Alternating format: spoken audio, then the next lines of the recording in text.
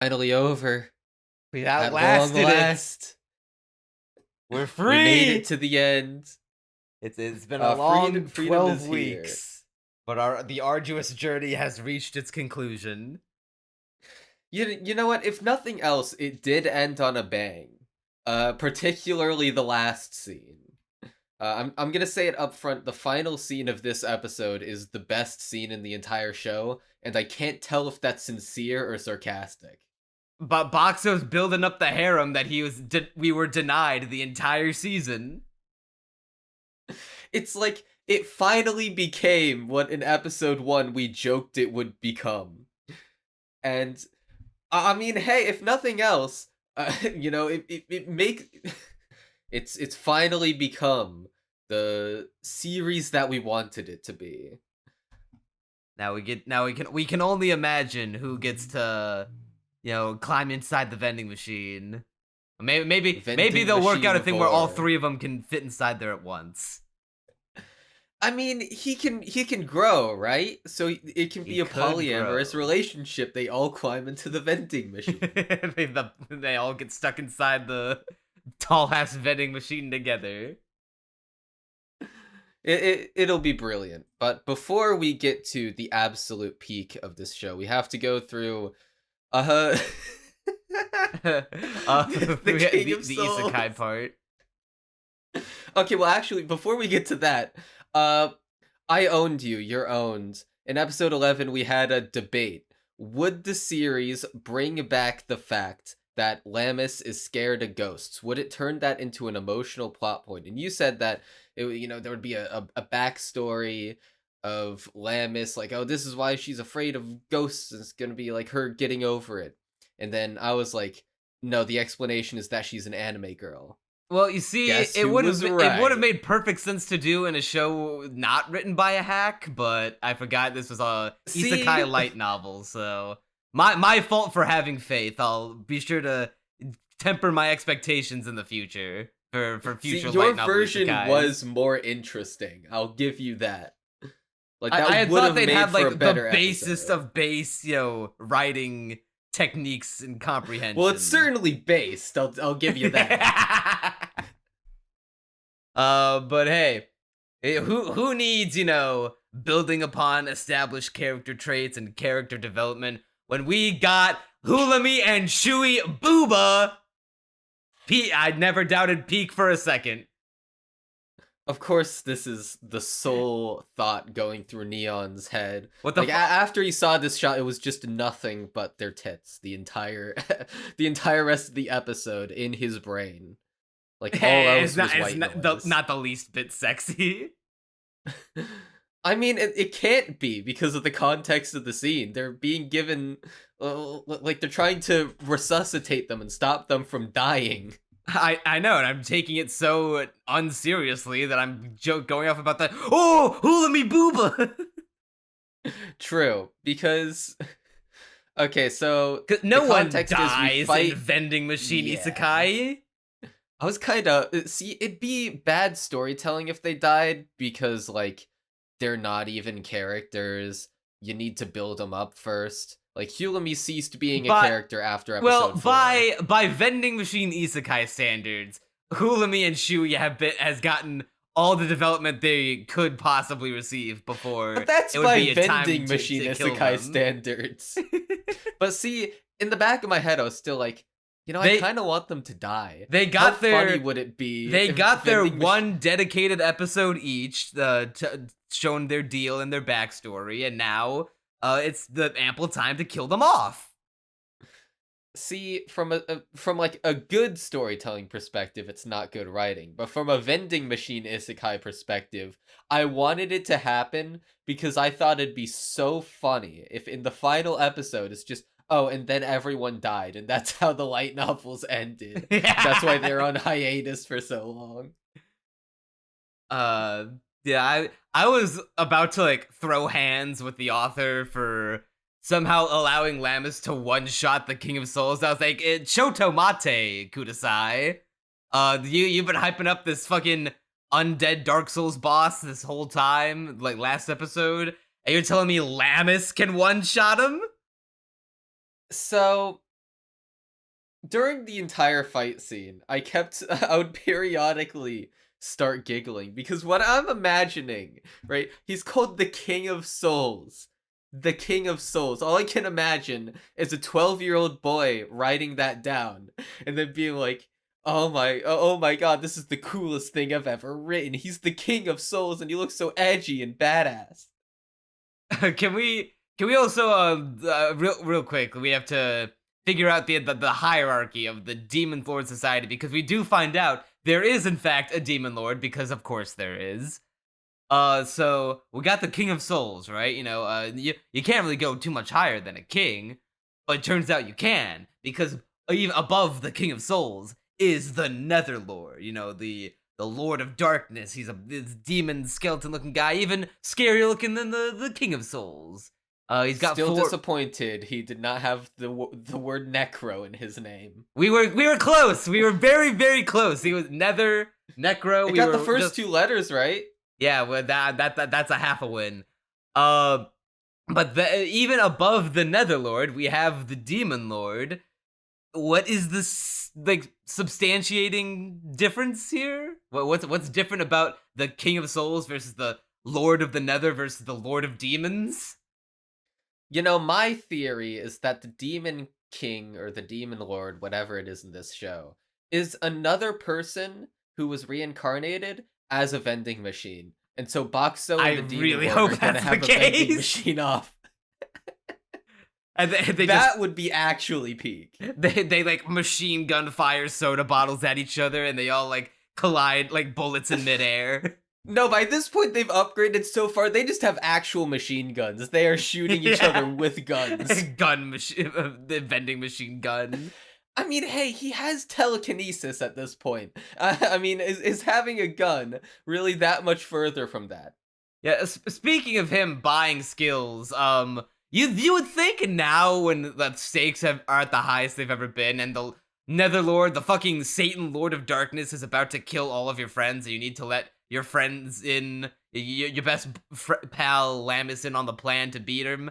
You would think now would be the perfect time to buy telepathy and just straight up tell her in no uncertain terms what your plan is. But I guess not. Yeah, so that was absolutely going through my mind the entire episode. In a good show, we would have like had build up to the I keep saying this, like have build up to the fact that like, oh, Boxo's insecure in himself. He wonders if people will still like him. And then, he lets his voice out. He lets everyone in on the plan. He starts talking, people really like him. And then the harem scene at the end is even better. They It can fits actually perfectly. converse. Dude, it would be peak fiction to have them kiss Boxo, but like when he can talk so that he's reassured, "Oh, people do still like me. I am still useful." I It's can't the perfect believe conclusion. this rectangular prism machine it has the most unparalleled riz. Yeah, in a lot of ways, most of this episode is very much it's kind of middle of the road for this show. At the very least, we have a threat that is I wouldn't consider it very threatening. It's No. the closest we've come to something that can challenge Boxo. The best that they did to it was just break its little magic staff, which I guess the boss was then like, well, damn, I didn't think you had it in you. Well, I guess Well, I'll no, just wasn't it his hand that they like No, it's cracked? something called the Arm of the Dead, and it looked like it was just his staff. Because he was I'm gonna have holding to it go in one back of to his that show. forearms.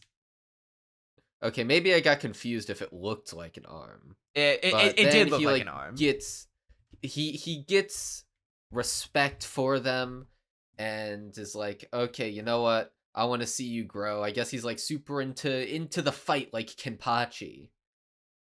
Except without any of the depth or Without cool- any of the intrigue. yeah, or any of like the actual cool moments that makes him like this fucking hungry for the fight guy doesn't even have a pink-haired lolly following him around. So they defeat him. Like the fights are they're like okay. I liked the beginning where Boxo started doing an arson attack against all the low B enemies, and then the first one just goes down with a single kick. The second one is also a kick, but at least this one didn't kill it, so I was happy about that. Because I fully expected them to be to I just immediately I did expect nuke them to this beat threat. it.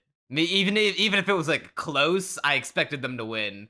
I was not expecting the guy to just fuck off and be like, I look forward to seeing you grow until we meet again. And I'm like, why? And like, are you implying that you can't beat them without the staff thing, or are you just like, is this just lazy writing? Oh, Well, okay. he said that he wants to see how they grow. And so I think it's a character trait. The issue is I don't care what about him. He's character? not cool. Exactly. Kenpachi's cool. See, if it was Kenpachi doing that, I'd be like, "Oh, yeah, that makes complete sense. He wants the thrill of the fight." With this one, I'm like, "Okay, Hey, cool." this is just generic Um, the skeleton mage. After we had just gotten this is generic skeleton. This is like the Charmeleon of the generic skeleton mage evolution line, and I suppose the demon lord will just be the Charizard. God, if the Demon Lord is just another dude with a skull for a okay, And I'm just now he wears an realizing even this. bigger robe, but he's got 8 arms instead of 4. How many skeleton dudes do we need to fight in this show? Oh, well, we've already We got had the the flame flaming skeleton. skeleton. Yeah, we've got the fucking Lord of the King of Souls, the Nether Lord. And we can only pray that the demon lord is also a skeleton man. Maybe it's fucking what's his name from Overlord. They're just gonna fight the Overlord MC. I what else? Oh, yo, no, actually, when the fuck is Boxo getting into Isekai Quartet? We need that. I need the Boxo, a Subaru and Kazuma trio, the unstoppable team. God, I have not yet watched Isekai Quartet, but one of my friends is a huge fan of it. It's not That's good. completely off topic, but It's just fan fiction. Yeah, I don't really have much else to say about the episode except for the final scene. Yeah, Well, actually, I just remembered. Okay, so they do resuscitate Hulumi and fuck, what was Shui. her name? Oh no, Shitty. she had a good episode and we've already forgot her name. But admittedly, at first I was gonna be like, well, okay, there was never a doubt in my mind that they weren't dead, but I at least somewhat liked that he turns to, a heart machine. It's in line with the powers. Sure, he should have, like, from the very first episode, I've had issues with how the powers have been handled, but at least it's sticking to the premise. I didn't hate the fact that they stayed alive in this manner. I just hated the fact that he didn't speak. You would think now it'd be.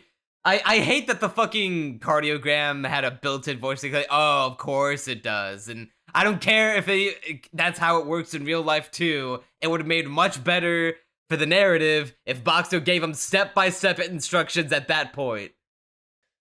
Bro, it should have been this hype scene where he gets out the cardiogram and he's They like, don't okay, know how to now use it's gonna it. talk, and now it's gonna talk. It's not talking. Oh no, my back is against the wall. There's only one thing I need to do, and he's like building up the courage for it. It would have been it would have been actual Kino. It would have been the first amazing scene in the show, and then it didn't. It was not meant to be.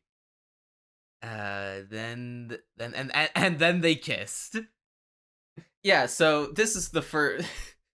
This scene is a 10 out of 10. I cannot tell if that's sincere or sarcastic, but I think I it's a had little bit of both. giddy smile. I had a huge smile on my face the entire time. So at the Bro, very how end, does this vending machine pull more bitches than me? It's not fair, damn it. So what? basically Lammis takes Boxo out on a stroll to the lake where they first met, and then she's like, "Oh, Boxo, are you blaming yourself for people getting hurt?" And once again, should have been able to talk, should have been able to voice those things, should have been like an actual conversation. This should have been the moment where they got to know each other for the first time, but wasn't meant to be. Then Hulami and Shuri come in and they're like, "Yo, don't feel bad." And then like, "Hey, we're gonna thank you for saving us." And they both kiss him simultaneously. It was, and I stood up and clapped.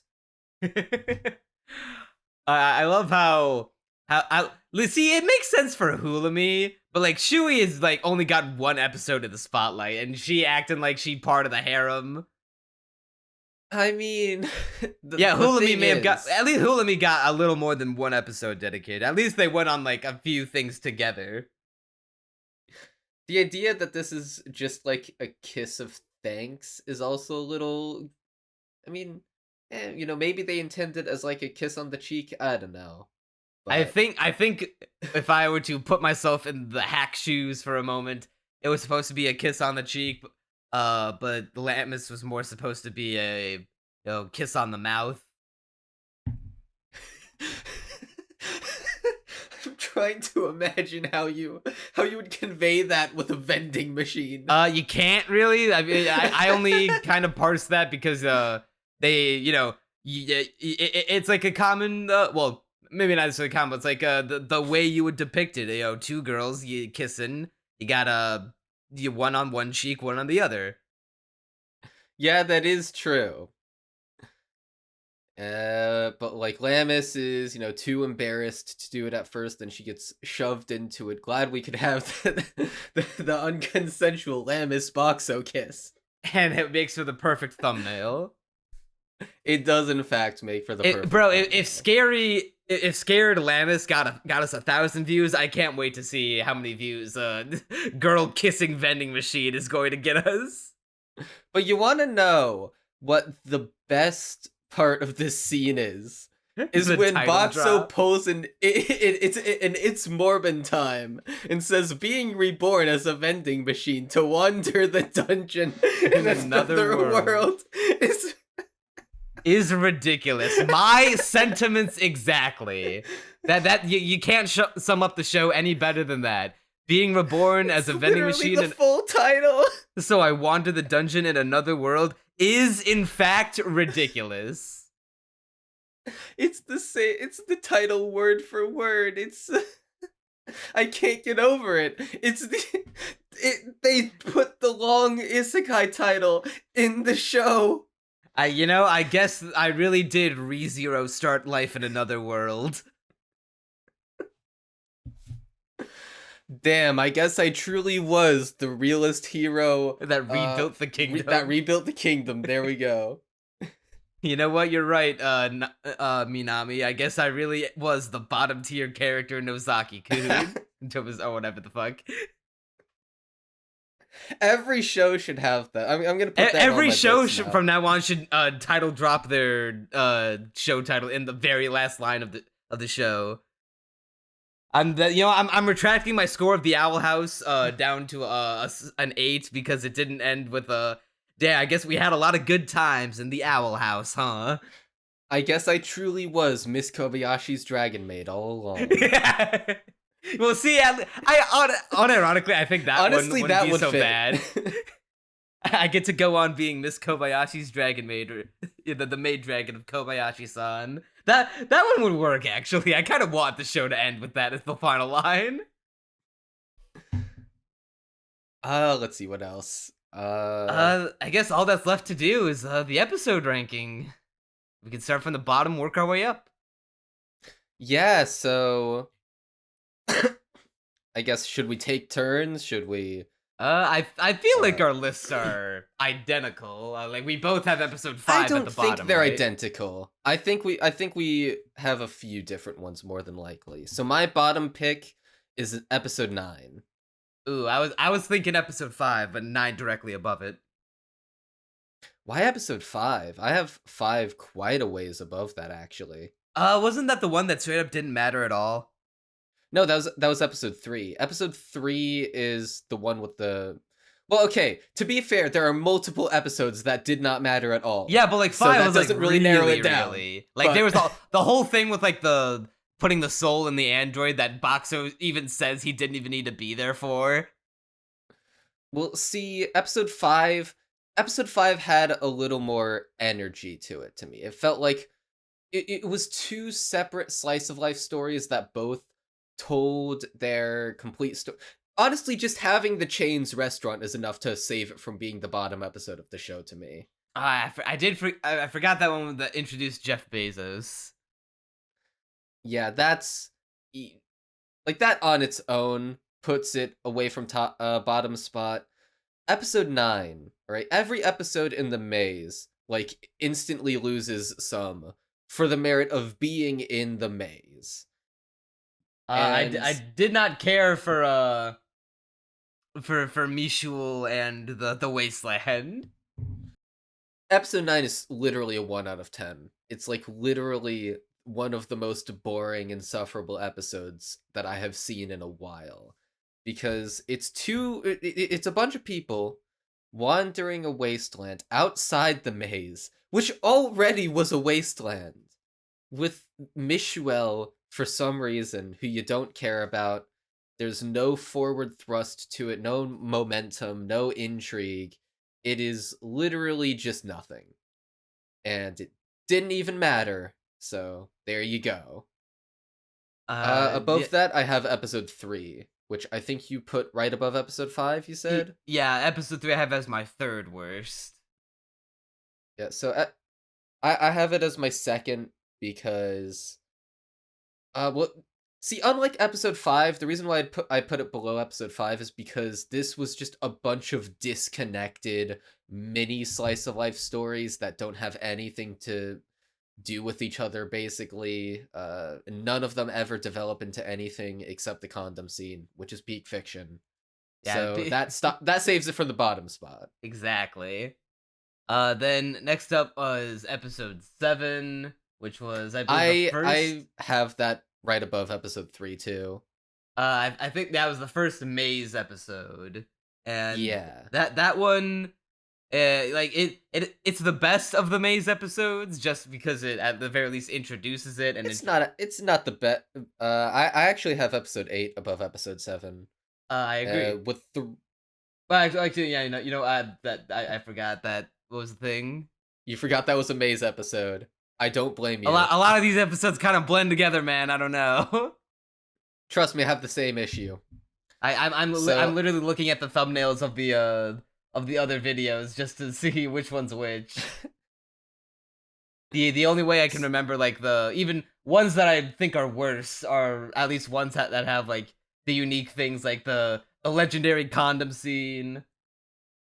yeah, so episode 7, at the very least, the maze was a new locale at that point, so it wasn't, like you could get a little into it, kind of, not really.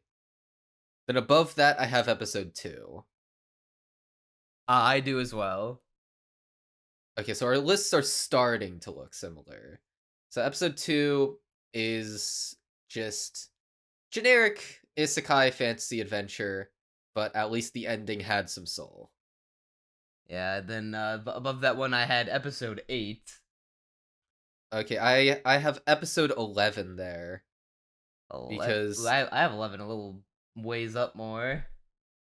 yeah, so episode 11, my issue with it is that it is like we're in a new stratum, that's cool, but it doesn't really have a whole lot going for it. What do you mean it doesn't We're have a not whole lot doing going for it? It has my two favorite things in the world: cute anime girls and child murder.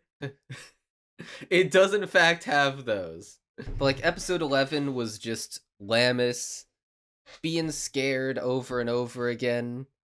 It wasn't really funny.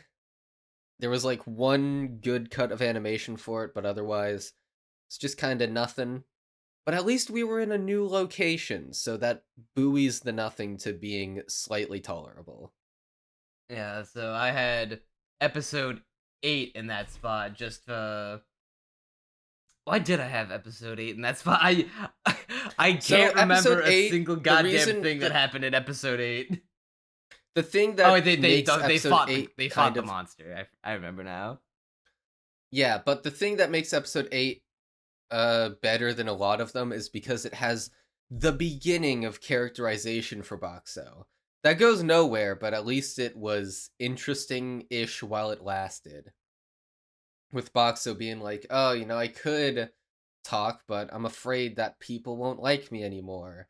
That was the most interesting characterization in pretty much the whole show, and it And barely they'll even never do anything lasted. with it again. Almost, I mean, he has to talk at some point. I mean, obviously, if the story continues, they need to uh have him talk eventually because they Chekhov's gunned it into the narrative. It has to fire at some point, but clearly not anytime soon, and clearly not when it should have gone off. So right above episode 11, I have episodes 5 and 8, in that order. You have 5 that high up? 5 was like kind of neat slice of life. Wasn't good, but I liked that. I genuinely enjoyed the chain's restaurant bit. It wasn't super interesting, but in the context of this show, it was like mildly enjoyable. I just mostly like the idea of Chain's restaurant.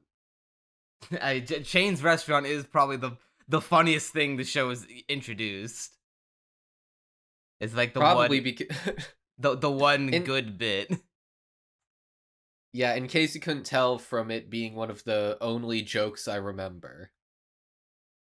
Above episode 8, I had episode 12. This one, where we're entering the upper half of the episodes. So like we're entering Okay, so a I had episodes 6 and then 12. And uh, I episode 6 was the one with the crocodile. yes. And that was like a mildly entertaining fight scene, but this one is above it because of the final scene, not gonna lie. Like purely carried by that. Yeah. Episode 12 is only as high as it is because it's being carried by the final scene. Because everything else about would just be the most generic isekai stuff, and the ending bit I get a lot of ironic enjoyment out of because it's a vending machine that's getting bitches. Yeah, like if it weren't for that, it'd probably be like around the same quality of episode 11 or in 2 and around there. Yeah, so I had 11 above 12. Then I have in the fourth best, I have episode 6, the crocodile fight. Boxo violating Geneva Convention is always a W. Then top 3, I have episode 10. Okay, so I ended up putting episode 10 above episode 1 because I think the final half of episode 10 is just like genuinely the best part of the show. Like, okay, obviously, episode 12, the final scene, is clearly peak and clearly the actual best part of the show. But episode 10 was like the first time where it felt like, hey, this is what we could have had if the show was just consistent with its writing. Yeah, well, I felt that way more for the second half of the episode than I did the first half of the Well, evening yeah, competition. the first half is absolutely generic, the same as everything else in this show. Not that good. It was entirely carried by the second half. And Yeah, that glimmer of hope is enough to make me put it just barely above episode 1. yeah. Then I have episode 1 in second place. Just because you never forget your first time, right, Crunchy? Yeah, I wish I had one to remember in the first place. Yeah.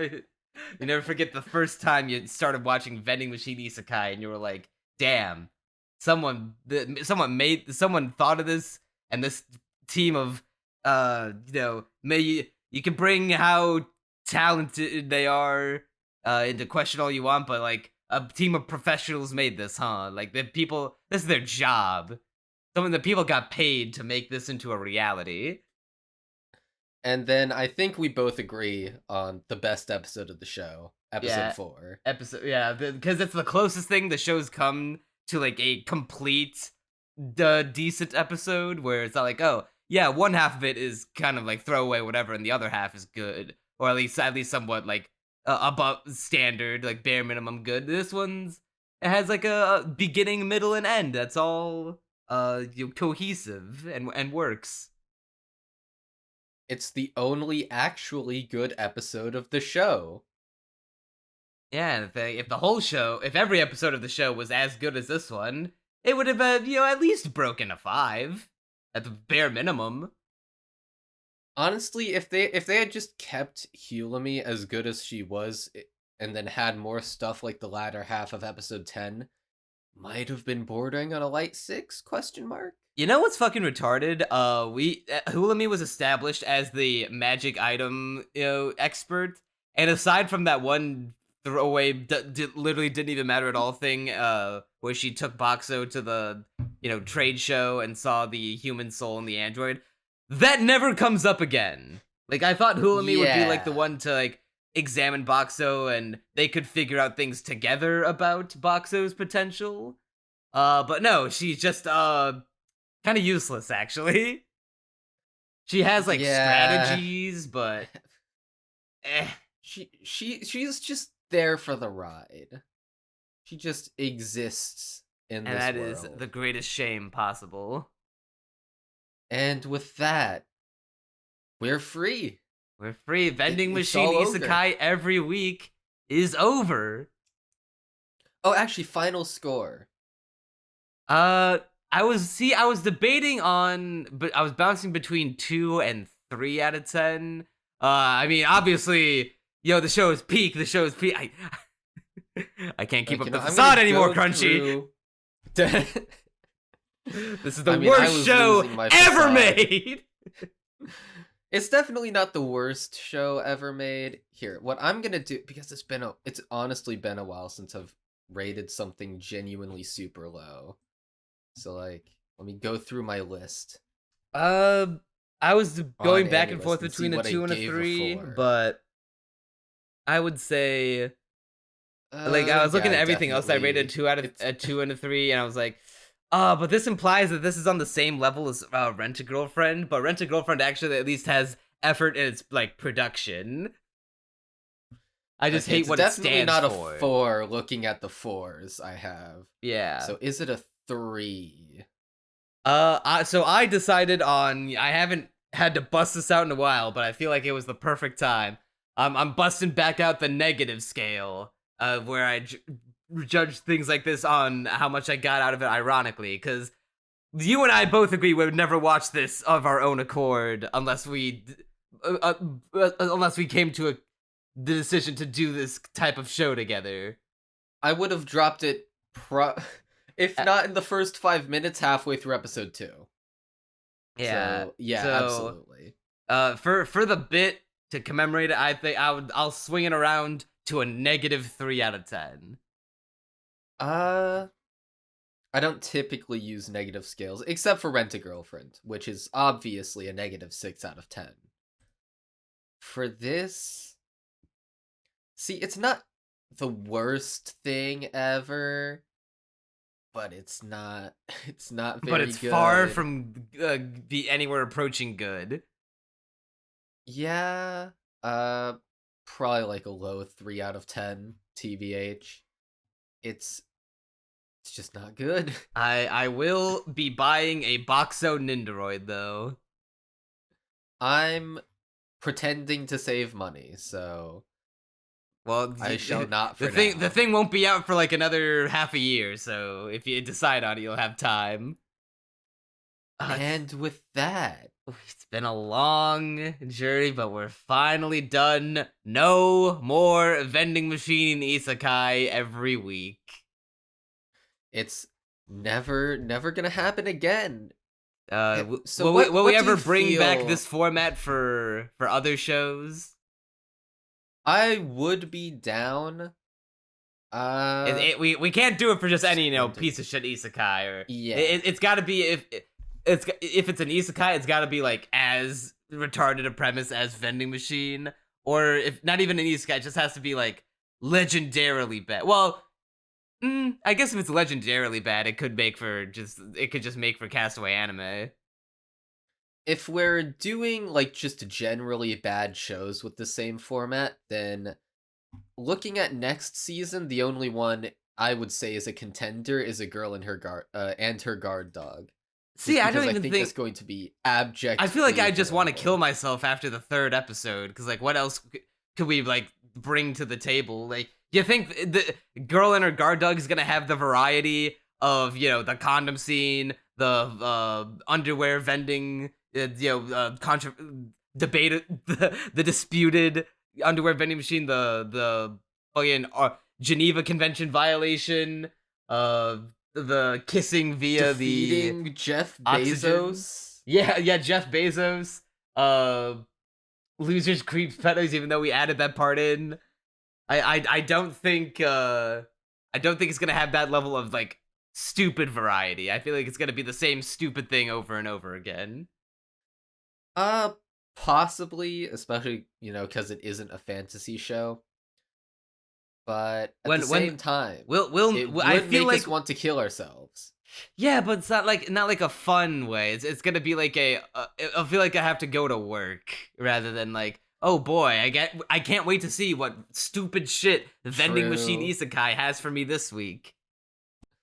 We can debate bringing it back depending on the show. It does have to be legendarily bad, though. Yeah, we'll know it. I feel like we'll know it when we see it. I mean, we as soon as we saw the premise for Vending Machine Isekai, we knew we had to do this. So it's like, and that's it. We're free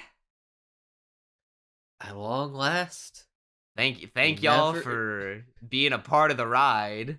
That if you stuck it out to this long, go subscribe to Crunchy's Patreon. Do that now. I need money to support my unhealthy lifestyle. Are you gonna commemorate this final bit by walking to a vending machine? Are we gonna get a sequel to I spent my morning on this? What kind of change do I have? I'm busting out the coin bag. Hold on, I think I gotta think of coin jar real quick. Let me get that out too. Okay, one. I have 2 quarters. I can buy a soda. You can buy what the fuck? You can buy soda for 2 quarters where you are? I live in the middle of nowhere. The only vending machine nearby is the one at the fire department. Holy shit! I need to move to where you are immediately. 50 cents soft drink. So, I can get like a Dr. Pepper. For I almost bought a Powerade from my college gym when I was working out last night, and it was fucking $2 for a bottle of goddamn Powerade. I didn't even end up buying it because the machine didn't take gas cash. Station-esque prices, more than likely. This is fire station prices. You gotta understand. In the middle of nowhere, where literally no one is buying from it. You can make the sequel. You could call it "I spent my afternoon on this." It's just me recording me walking to a vending machine. Unironic. Don't even put narration over it. Don't even like talk into the camera while you're walking there. Just like walk in complete silence. The only issue is I'd have to point my phone at the ground so as to not dox myself. Yeah, I suppose that's true. Alright, well, I guess that will bring us to an end of Vending Machine Isekai every week. Well, it's a once-in-a-lifetime thing. You just had to have been there. And I hope that you all at home enjoyed being here for Peak Fiction. Thank you all for listening, and I'll see ya. I don't know where. Subscribe to Castaway Anime because this is the end of this show. See ya.